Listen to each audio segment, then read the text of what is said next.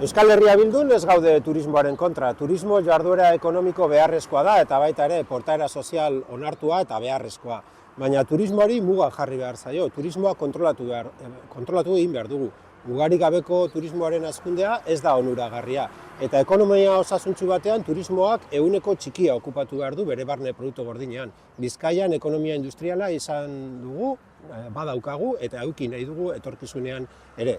Azken boladan, zoritxarrez, Bizkaian bultzatzen den turismo eredua ez da turismo eredu kontrolatu bat.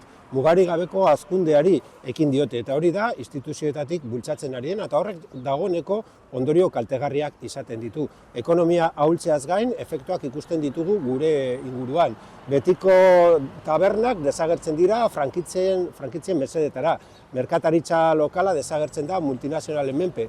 Eta erabilpen publikoa daukaten eraikinak beste funtzio batera dedikatzen dira, kasu honetan bezala hotela bihurtzeko. Hori ez da gure turismo eredua, hori ez da Bizkaian nahi dugun etorkizun ekonomiko eta soziala. Bada momentua neurriak hartzeko, bada momentua turismoa kontrolatzeko. Esaten digute hemen ez gaudela beste tokietan bezain gaizki, baina zein da erantzuteko momentua? Dagoeneko atzera bueltatzerik ez dagoenean, bada gure ustez momentuan Bizkaian turismoari mugak jartzeko unea. Eta pentsatzen dugu adibidez, utzik geratzen diren eraikinetan beste erabilpen batzuk eman daitezkela. Ez ditugu behar Bilbon ekipamendu sozialak, ez ditugu behar etxebizitza sozialak, zergatik horrelako eraikinak bihurtu behar dira beti hotelak. Gure ustez, erantzuteko momentuan gaude eta Bizkaian eta Bilbon hotelen ugaltze mugagabeari eten egin behar zaio, eta baita ere etxebizitza turistikoaren hazkunde mugagabeari eten eman behar zaio.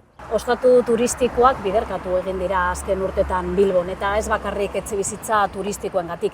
Begiratzen badiogu hotelen plazetara azkeneko 5 urtetan 140 igo izan dira. Eta askotan aipatu dugu, zein arriskutsua den hiriaren ekonomia turismoan oinarritzea. Iker Casanovak orain ere aipatu berri du. Eta gaurko berria, Korreoseko eraikinaren itxiera horren adierazlea da, horrek erakusten digu. Alde batetik turismoaren burbuila pizten delako eta gero bestetik ere oinarrizko zerbitzu baten galera ekartzen duelako. Gainera, Korreoko ofizina honek zuen kokapenagatik arreta eskaintzen zuen Bilboko erdiguneko herritarrei, Bilbo Zaharra, Abusuk, baina baita ere esango nuke Bilbo osoari.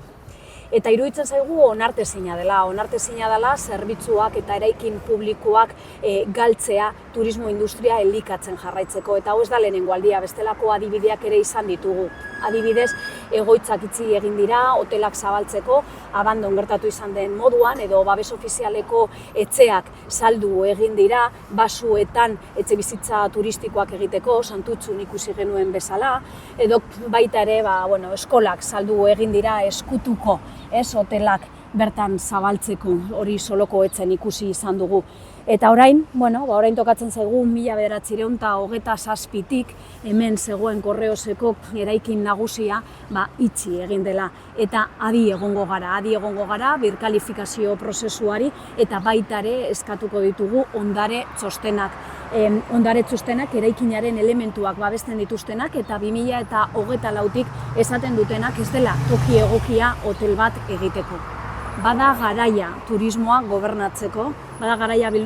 gobernatzeko Bilbon ere, eta bereziki kalitatezko oinarrizko zerbitzu publikoak babestu behar direnean.